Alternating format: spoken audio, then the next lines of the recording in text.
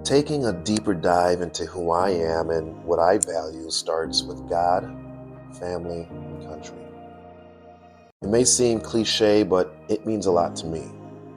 I suppose because I was raised in a blessed and highly favored family where integrity and character and high ethics and morals were all valued and cherished, I've been able to lead my life living that way. It's something that I try to pass on to my children, which I always say are my biggest accomplishments and gifts to the world. I love being with my family. I love praying and giving gratitude. I love watching the U.S. win as many medals as they can in the Olympics. I love traveling. I love being with friends. I love entertaining and being entertained. I love sports, both watching and participating in them.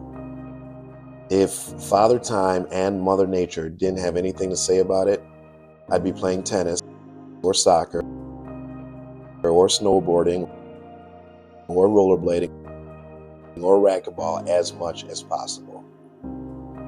I love exercising and mostly to stay in triathlon-type conditioning. Of course, Mother Nature and Father Time have their own thoughts about it, but if they weren't involved, I would be doing at least one triathlon competition a year. If ever I get this old trick knee taken care of, my one goal is to do a half Ironman. I love to compete. I love being a part of teams. That doesn't mean that I'm averse to doing things solo, but I definitely am one that enjoys trying to do things to the best of my ability while trying to do it with others.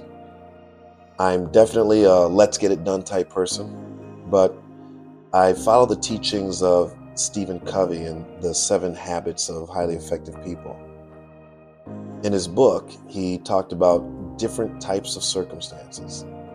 Those circumstances that you can control, those circumstances that you can influence, and those circumstances that are outside of your circle of concern. Just following those 3 things have allowed me to minimize my anxiety or stress about getting things done when they are outside of something that I can control or something that I can influence. If it's something that I can't control or can't influence, it's in my circle of concern, and I'm not going to worry about it until I get some influence or control over the situation. I love stories, but I'm not much of a fiction reader. I read a lot of biographies and historical pieces of all sorts of people, places, and times. It could be of the French revolutionary Alexandre Dumas to Sun Tzu's Art of War to the comedian Kevin Hart.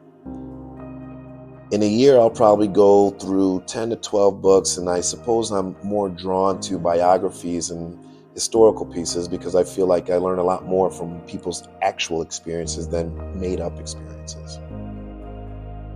Even at this point in my life journey, which would be considered around middle age, I still have hopes, dreams, and ambition. But with every endeavor I embark upon, I try to give it my all and try to represent the best of what my parents have raised me to be and who I want people to see me as.